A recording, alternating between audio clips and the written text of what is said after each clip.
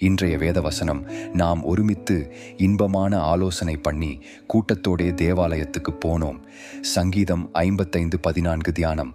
இணக்கமான ஃபெலோஷிப் என்பது தேவனால் கொடுக்கப்பட்ட ஒரு பெரும் ஆசீர்வாதம். தாவீது இந்த வசனத்தில் நண்பருடன் தேவனுடன் உறவையும் ஊழிய பணியும் கூடுகையிலும் இருந்த ஆனந்தத்தையும் நினைவு கூர்கிறார்.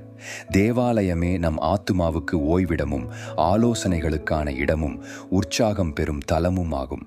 நாம் தனியாக அல்ல, கிறிஸ்துவின் உடம்பான தேவ சங்கத்தின் அங்கமாக ஒருவருக்கொருவர் துணை நிற்க அழைக்கப்பட்டுள்ளோம்.